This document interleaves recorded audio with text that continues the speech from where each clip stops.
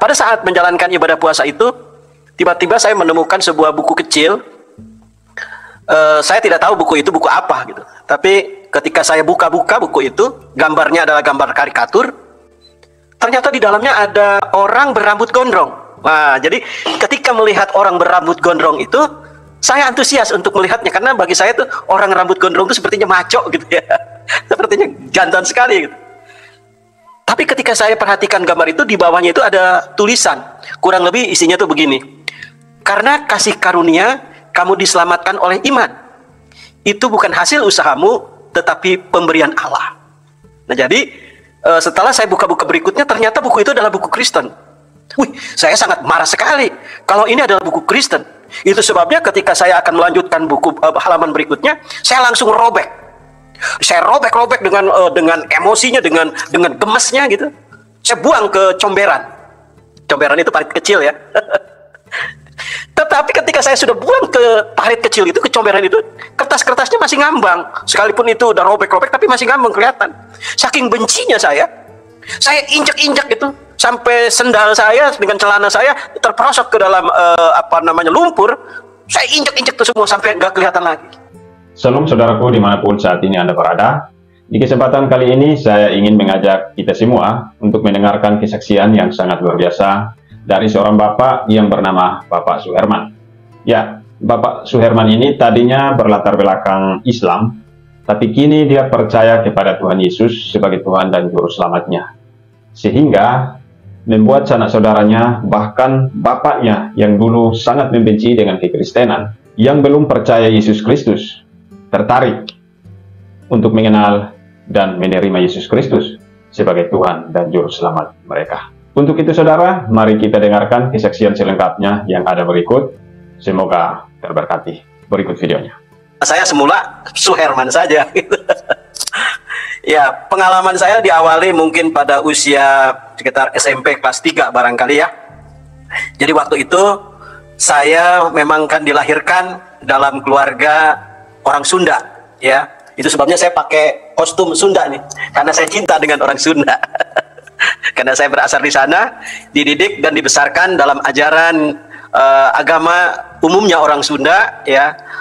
Saya dibesarkan dalam ajaran yang begitu ketat untuk melakukan ibadah atau rukun agama saya yang wajib saya lakukan pada waktu itu. Nah, jadi waktu itu saya bulan puasa, seperti biasanya pada umumnya anak remaja mengikuti ibadah itu. Namun kemudian rupanya saya menjalankan ibadah agama saya waktu itu ya, menjalankan puasa, tapi rupanya saya memiliki penyakit MAH yang cukup kronis gitu ya. Karena pada waktu menjalankan ibadah itu saya sakit sekali MAH gitu. Nah, namun demikian karena itu adalah sebuah ibadah yang wajib, artinya kalau saya lakukan mendapatkan pahala, tetapi kalau saya tidak melakukan berdosa. Karena itu wajib. Berdosa berarti saya harus masuk neraka. Jadi sekalipun saya dalam keadaan sakit seperti itu, menahan perihnya lambung saya paksakan.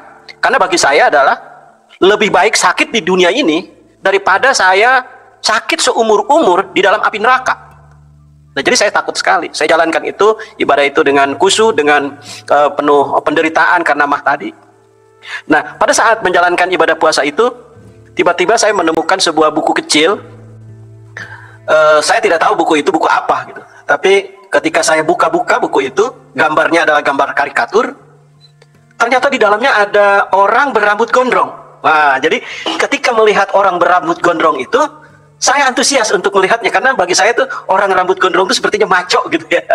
Sepertinya jantan sekali gitu. Tapi ketika saya perhatikan gambar itu, di bawahnya itu ada tulisan. Kurang lebih isinya tuh begini. Karena kasih karunia kamu diselamatkan oleh iman. Itu bukan hasil usahamu, tetapi pemberian Allah. Nah, jadi setelah saya buka-buka berikutnya, ternyata buku itu adalah buku Kristen. Wih, saya sangat marah sekali kalau ini adalah buku Kristen. Itu sebabnya ketika saya akan melanjutkan buku halaman berikutnya, saya langsung robek. Saya robek-robek dengan emosinya, dengan gemesnya gitu. Saya buang ke comberan. Comberan itu parit kecil ya. Tetapi ketika saya sudah buang ke parit kecil itu, ke comberan itu, kertas-kertasnya masih ngambang. Sekalipun itu udah robek-robek, tapi masih ngambang kelihatan.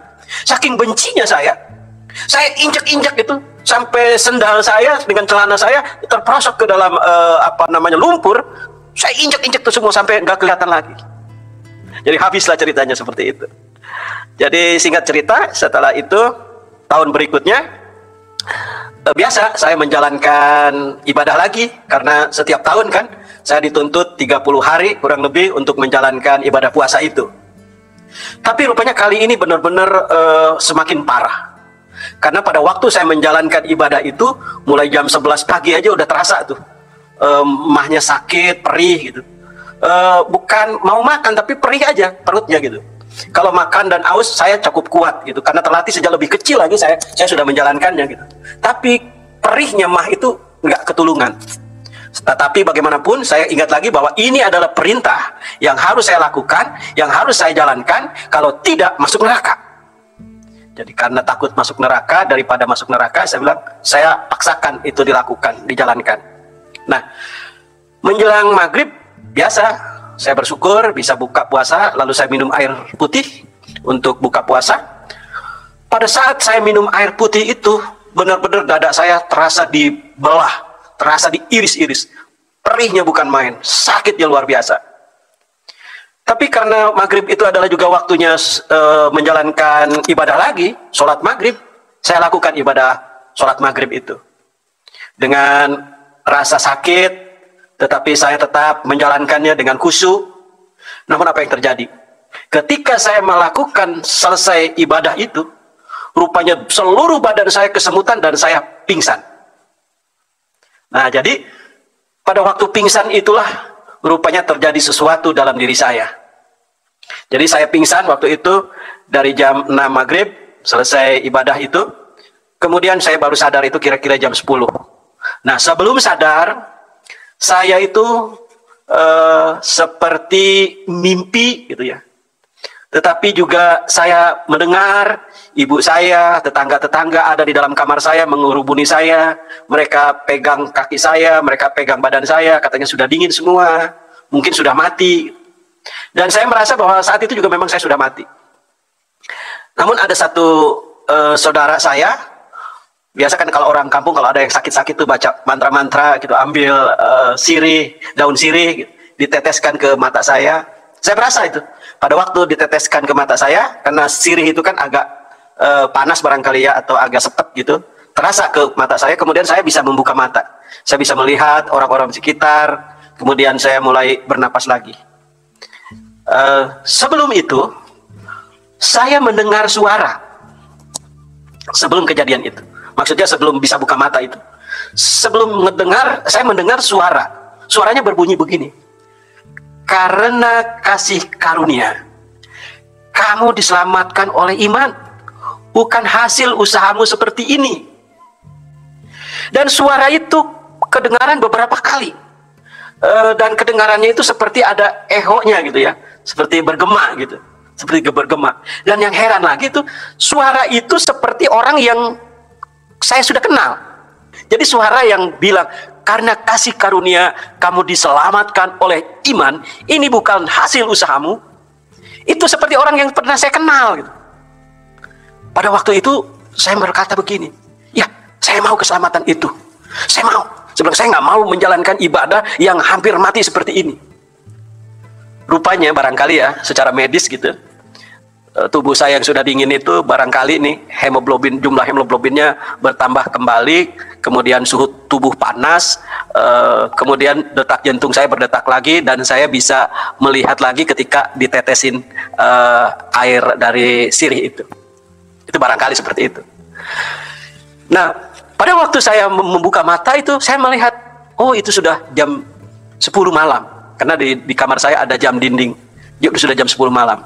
Lalu setelah orang-orang memberikan minum air hangat, teh manis, saya mulai ada pulih lagi, tapi tetap belum bisa makan.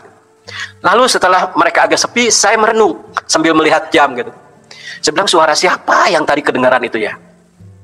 Suara siapa gitu? Tapi saya sepertinya udah kenal gitu. Yang mengatakan, karena kasih karunia kamu diselamatkan itu oleh iman, bukan hasil usahamu seperti ini, puasa yang hampir mati. Suara siapa itu? Saya ingat-ingat gitu ya.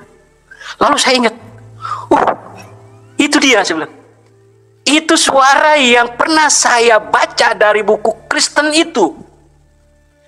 Itu suara adalah jelas itu buku Kristen yang saya robek-robek itu, saya bilang. Saya baru ingat, saya sadar yakin bahwa itu adalah buku Kristen itu. Jadi rupanya saudara yang kasih dalam Tuhan, itu adalah ayat firman Tuhan ya. Setelah sekarang saya tahu itu dari Efesus pasal 2 ayat 8 gitu.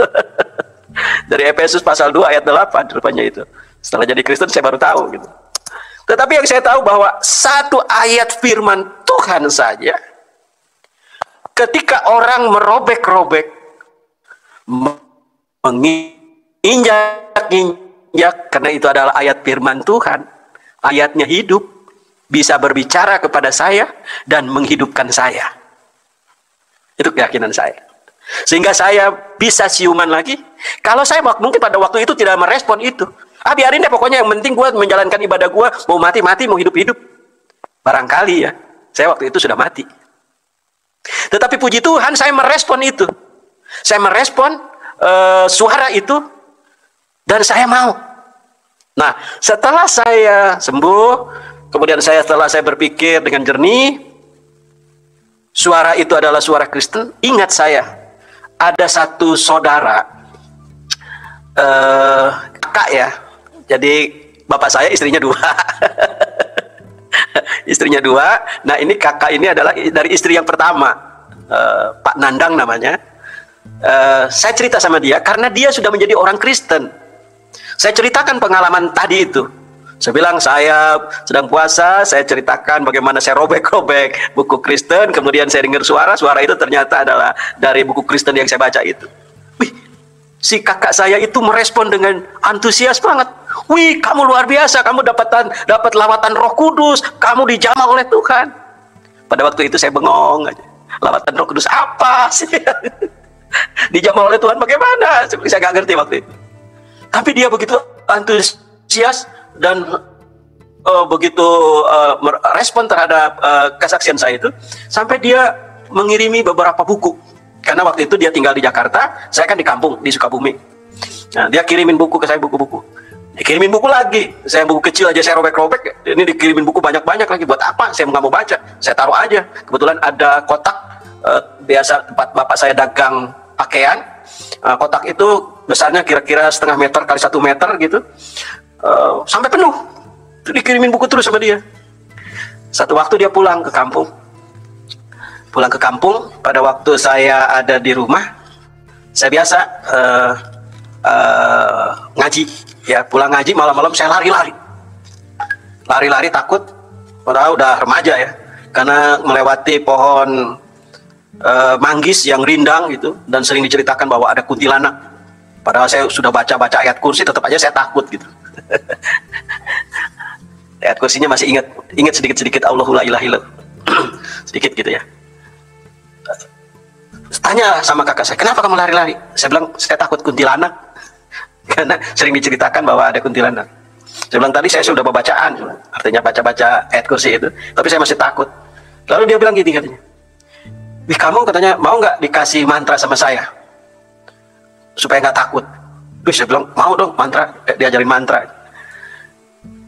Bagaimana mantranya? Besok aja. Enggak, saya bilang sekarang aja mantranya, ayo cepet. Mantra Kristen kayak gimana? Saya tahu karena dia orang Kristen, jadi saya bilangnya mantra Kristen gitu. Nah, besoknya dia baru ajarin saya mantra itu. Mantranya tuh bunyinya begini.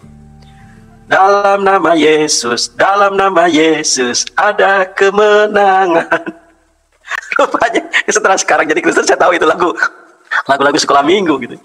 Tapi karena saya itu anggap adalah mantra, pada waktu saya pulang malam, pulang ngaji gitu, saya baca itu mantra itu, dalam nama Yesus, di bawah pohon manggis yang biasanya saya takut itu, tidak ada rasa takut.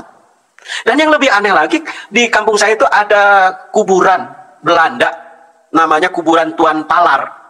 Kuburan Belanda itu paling angker. Jadi orang kalau lewat situ, apalagi malam hari, suka ada penampakan macam-macam gitu. Ada perempuan lah, macam-macam pokoknya. Sehingga orang tidak berani melintas kalau udah maghrib itu udah nggak ada berani lewat. Tapi saya ingin jajal ilmu kesaktian saya bilang dengan dalam nama Yesus tadi. Saya berjalan dalam nama Yesus, dalam nama Yesus. Nggak ada takutnya saya. Dan nggak ada penampakan apapun. Yang ada hanya rumput-rumput biasa, ada tiupan angin biasa saja, nggak ada apa-apa. Gitu. Nah, jadi saya merasa bahwa, saya bilang, hebat ya mantranya orang Kristen. Nah, jadi setelah saya mendapatkan mantra itu, saya sering gunakan pulang malam kemana-mana, gunakan terus itu mantra itu dalam nama Yesus, ada kemenangan. Dengan tidak sadar rupanya mantra itu sering saya gunakan di sekolah. Waktu itu saya sekolahnya adalah di sekolah Muhammadiyah di Karangtengah Sukabumi. Jadi waktu saya ada camping malam-malam gitu, kan namanya camping malam-malam harus lewatin hutan gitu kan, takut, tapi saya gunakan itu gitu. Orang-orang mulai tanya-tanya sama saya, lu pakai apa-apaan tuh? Pakai ini mantra-mantra Kristen. Saya bilang iya, tapi gue jadi nggak takut. Nah, pada waktu ujian, saya ingat itu mata pelajaran kemuhammadiyahan, ada pertanyaan begini, menurut Anda siapakah Nabi Isa itu? Kemudian siapakah juga Nabi Muhammad itu? Jadi pada waktu menjawab siapakah Nabi Isa itu, bukan seperti yang diajarkan oleh guru, tapi apa yang saya alami. Saya bilang Nabi Isa itu adalah juru selamat yang telah menghidupkan saya. Seharusnya saya mati karena saya menerima keselamatan dari Yesus. Saya bilang saya jadi hidup lagi.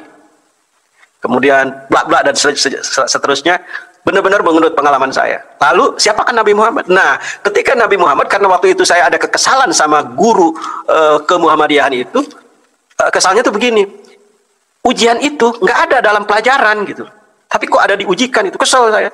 Jadi saya menulis maunya saya gitu, dengan rasa marah sama guru, saya menuliskan tentang Nabi Muhammad gitu.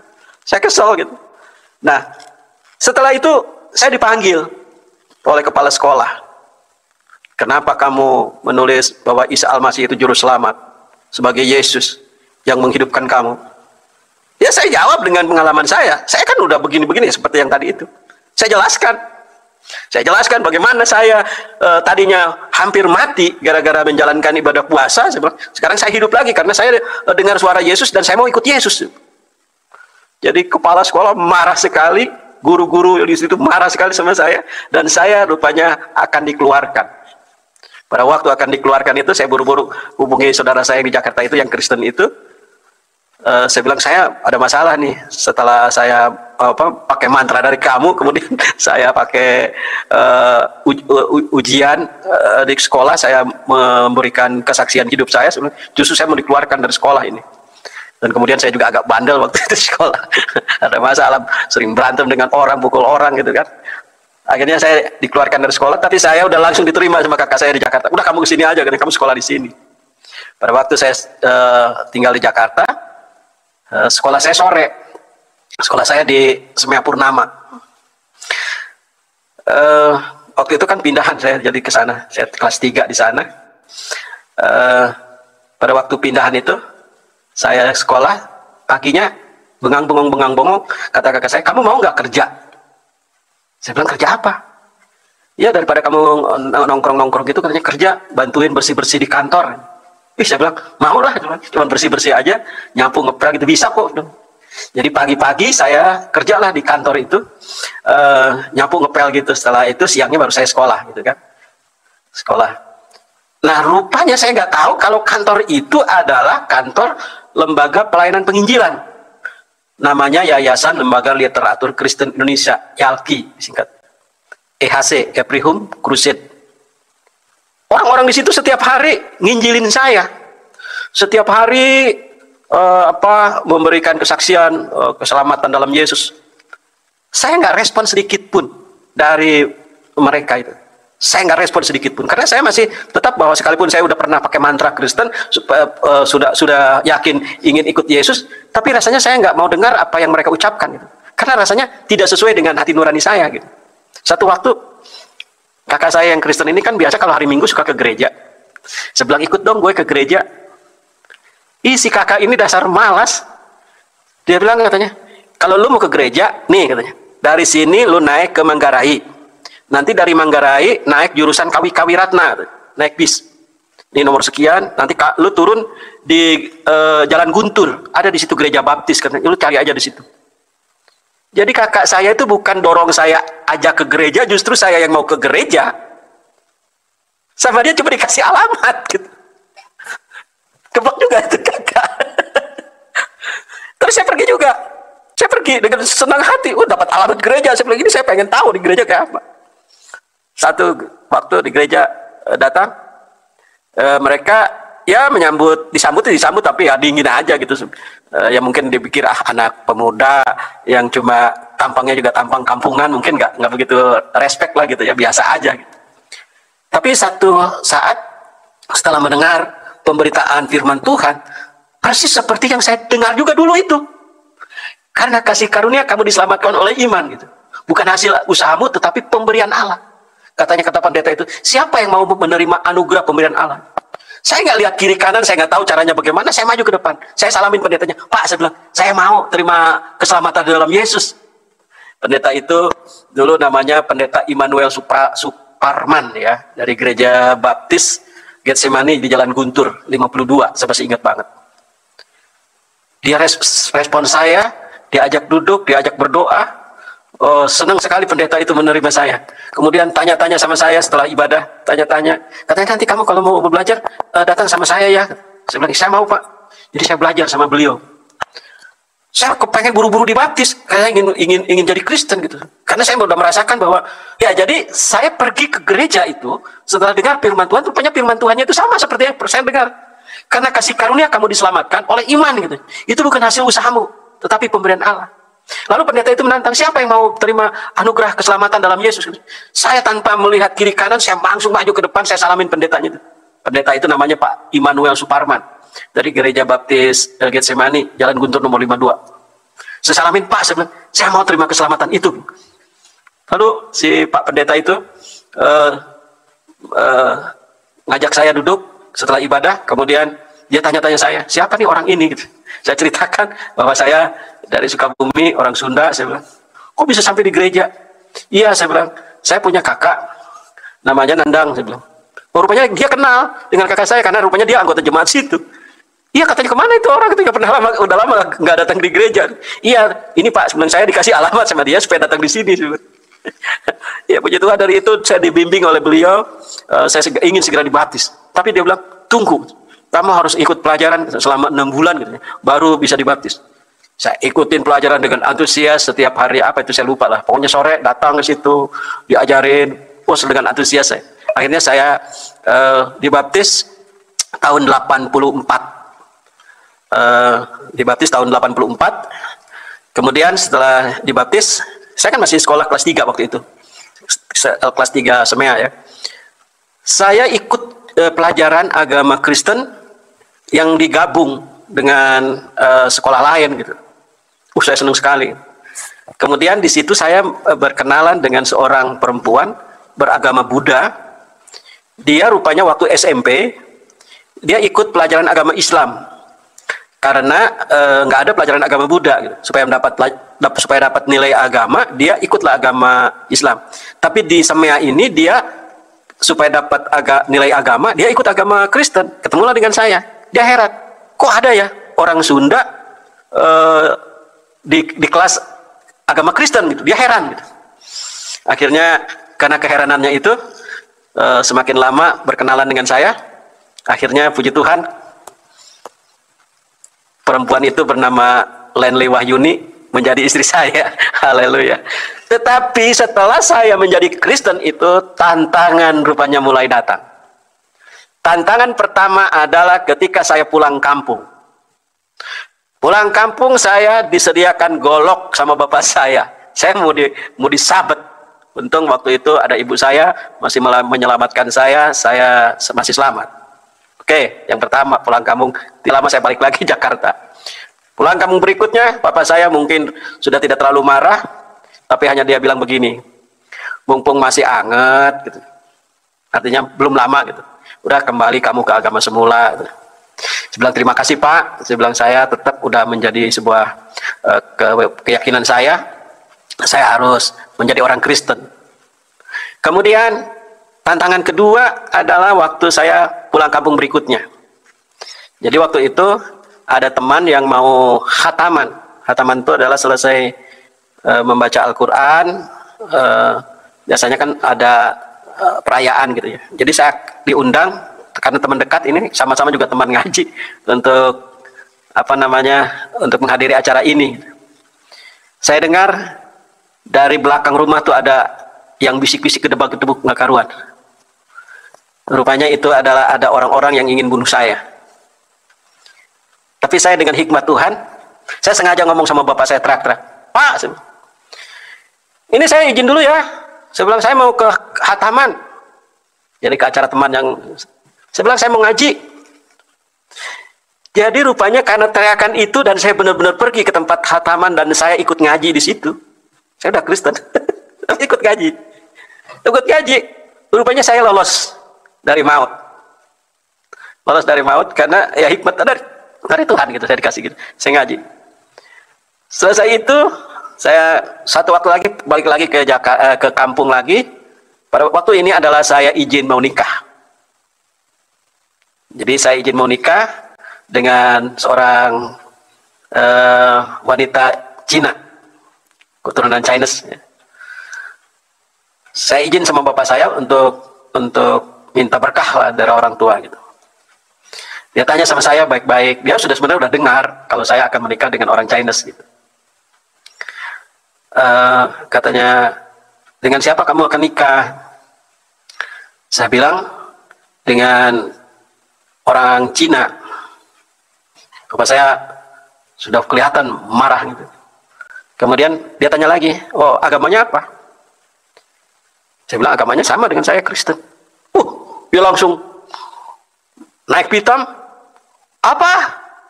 Udah Cina, Kristen lagi gitu. Sabodo amat, sabodo teuing." Jadi terserah lu dah gitu. Bahkan dia ngancam sama saya. "Udah setelah ini kamu jangan balik lagi ke sini. Kamu semualah pokoknya nama ya saya maklumin bapak saya marah sekali. Tapi karena saya yang penting bagi saya adalah udah izin. Tetapi ada yang aneh lagi juga. Sebelum saya bicara sama bapak saya ini, kan saya juga sebenarnya di Jakarta ini kan harus melamar juga kan dengan calon mertua gitu kan. Pada waktu saya datang melamar itu, mungkin bukan maksud melamar lah, saya sendiri gitu. Calon mertua tuh tanya sama saya, "Kamu udah kerja?" Pada waktu itu saya kan udah selesai kuliah, selesai sekolah, menjelang kuliah, saya udah kerja gitu. "Sudah." "Kamu asal dari mana?" Saya bilang Sukabumi. "Orang apa?" "Orang Sunda." Saya bilang. "Oh enggak deh. Maaf ya, orang Sunda itu pemalas. Orang Sunda itu tukang kawin. Nanti anak saya kamu nikahin, terus kamu malas, kamu ceraikan. Maaf ya, tutup pintu, suruh pulang saya."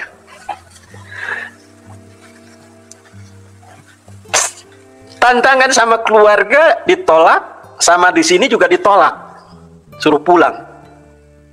Tapi saat itulah saya ingat bahwa Tuhan itu akan memberikan apa yang kamu minta. Jadi saya ingat pada waktu buku-buku dikirim itu, ada satu buku yang tebal, yang setelah tahu sekarang itu adalah Alkitab. Saya baca. Pada waktu saya baca-baca, saya ingat, saya bilang kalau orang Kristen itu dalam image saya waktu itu kaya. Saya bilang pasti kekayaannya itu diminta dari sini nih, dari buku ini nih. Jadi saya buka itu buku, pas yang saya baca itu bunyinya begini, "Mintalah apa saja yang kamu kehendaki dan Tuhan akan memberi." Saking girangnya, buku itu saya tutup gitu. Saya tutup. Kemudian saya ingin cari, kemudian setelah saya tutup, lupa, saya ingin cari lagi, saya temukan lagi. Dari mana sih tadi? Saya ingat sih tadi itu kira-kira di tengah-tengah sini kok. Jadi saya baca itu buku Injil itu dari belakang, dari kitab Wahyu. Oh, biasa baca Al-Quran kan dari belakang. Saya baca. Dan setelah saya baca, nggak ketemu itu ayat. Sampai di tengah-tengah nggak ketemu. Lalu saya tanya sama kakak saya Kristen itu. Dia bilang aja baca aja terus. Ya saya bilang ayatnya di mana itu yang bunyinya seperti itu. Dia nggak ngasih tahu. Saya nggak ngasih tahu tuh. Saya nggak tahu juga apakah dia memang nggak tahu atau pura-pura nggak tahu gitu. Saya suruh baca aja lagi. Baca lagi. Nggak ketemu. Tetapi saya ingat, mintalah apa saja yang kamu kehendaki dan kamu akan menerimanya. Ya kalau sekarang sudah tahu itu dari Yohanes 15 ayat 8 kan. Nah waktu itu saya berdoa, saya bilang, saya ingat nih, dulu pernah saya baca buku Alkitab, kalau ada ingin sesuatu, minta, maka akan diberi. Saya bilang, sekarang Tuhan, saya udah jadi Kristen nih, saya mau nikah dengan perempuan ini, tapi dari orang tua saya nggak dikasih, dari orang tua dia juga nggak dikasih. Sementara kami sudah menjalin pertemanan, hubungan dengan begitu akrab gitu kan. Kita berdua sudah cocok gitu. Tapi kedua orang tua sangat tidak cocok. Saya berdoa. Kalau saya berdoa, saya pikir mungkin Tuhan akan jawab. Ternyata enggak. Nggak dijawab. Makin sedih malah saya. Dari kampung, dia udah diancam, kamu nggak boleh balik lagi. Dari calon mertua diancam juga sama pacar saya itu, kalau kamu teruskan hubungan kamu dengan orang Sunda itu, kamu jangan balik lagi ke rumah. Aduh, bagaimana saya bilang. Tapi saya ingat, setelah belajar dari Alkitab itu, saya dikasih hikmat sama Tuhan. Doa dan puasa. Doa dan puasa. Orang puasa sampai setengah hari aja, sehari aja saya sakit mah hampir mati, apalagi sekarang harus puasa. Puasanya lagi diminta untuk 3 hari lagi. Gila, saya bilang, nggak mungkin bisa. Tapi Tuhan bicara sama saya, puasa 3 hari. Saking kepengennya dapat ini istri, saya lakukan puasa 3 hari. Nggak makan, nggak minum. Selama 3 hari saya lakukan. Saya ingat banget itu. Dimulai saya dari hari Jumat, buka-buka jam hari Minggu, sore. Saya puasa. Apakah mah saya sakit? Di sini kering. Luar biasanya, mah saya nggak terasa sama sekali. Nggak tahu itu, nggak terasa sama sekali ada sakit mah. Cuma lemes aja biasa, lemes biasa gitu, agak lunglai badan, tidur kadang ya bangun lagi sebentar. Saya pikir udah pagi, nggak taunya masih malam gitu.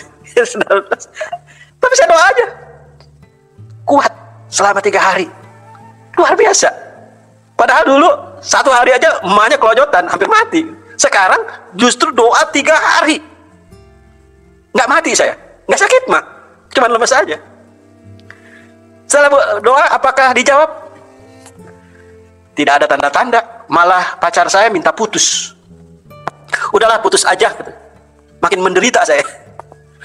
Pulang kampung nggak bisa, tinggal di Jakarta nggak punya pacar yang saya cintai minta putus, dan sudah putus, benar-benar putus. Dihubungin juga nggak bisa, disuratin nggak dibalas, didatangin nggak boleh, menderita saya.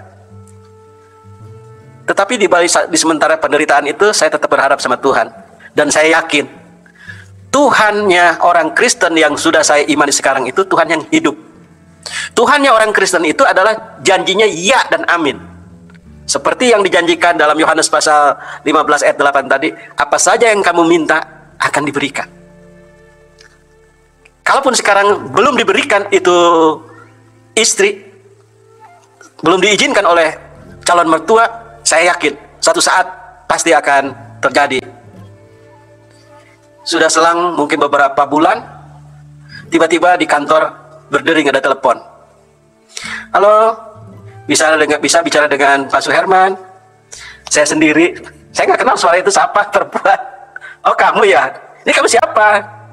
Lenly gitu. Wah, saya bilang, ini tanda-tanda ajaib di sini. Saya udah gila baru terima telepon aja. Dia ngajak ketemuan, dia ceritakan bahwa katanya orang tuanya udah setuju. Hah? Beneran? Iya sudah setuju. Terus kamu balikan? Iya mau. Haleluya, luar biasa. Keajaiban pertama terjadi. Orang tuanya sudah setuju. Si pacar saya mau balikan lagi sama saya. Tinggal dengan orang tua saya. Pada waktu itu saya ingat banget, Natal pertama di sekolah. Pada waktu acara Natal itu sudah janjian kita mau pulang bareng. Saya sudah calling sama kakak saya bilang tolong nanti anterin gue ya, bawa mobil mau nganterin cewek gue.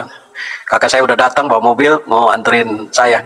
Tahu-tahu si pacar saya ini pulang duluan, nggak bilang-bilang sama saya. Saya cari nggak ketemu.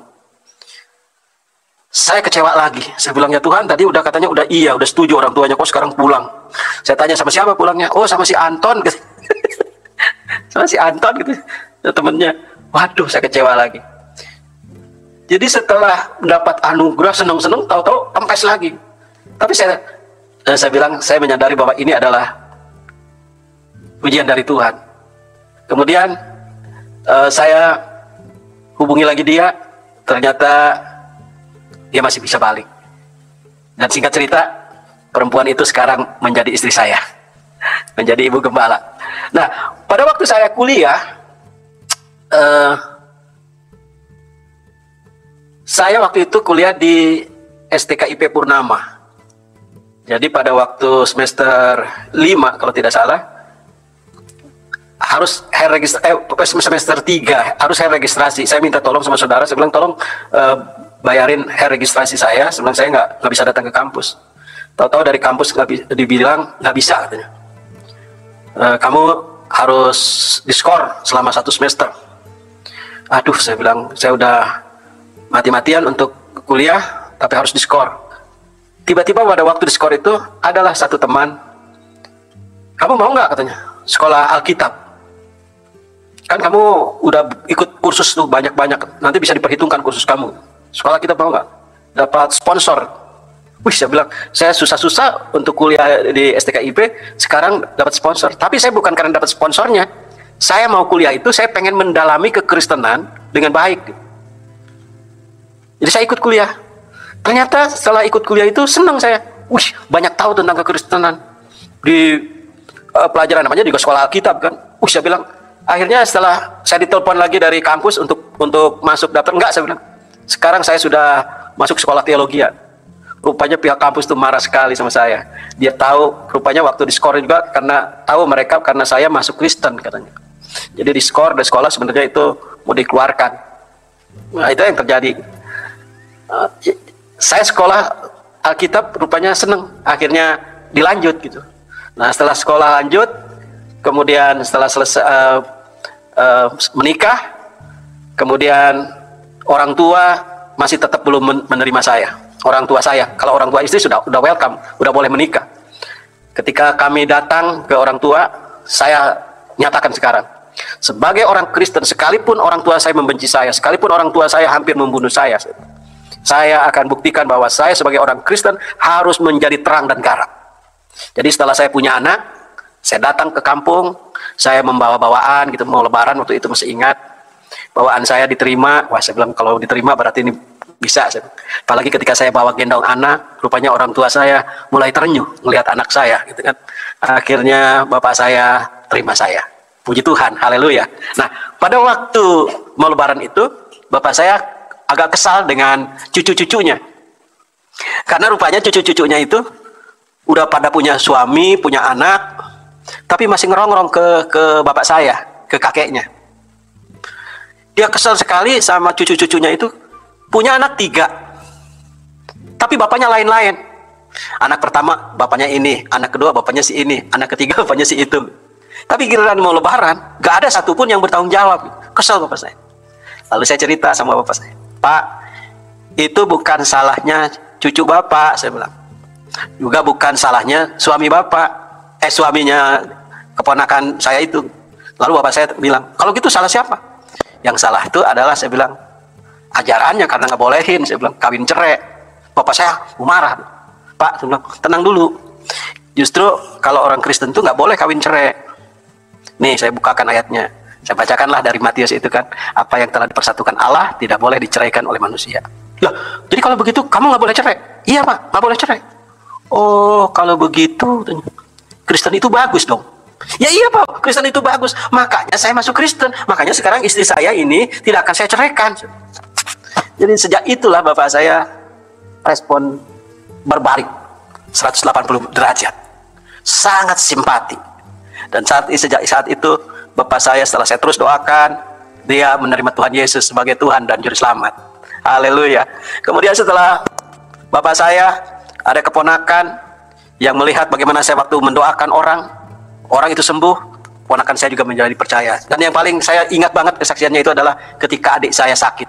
Adik saya sakit, seluruh tubuhnya itu burugan.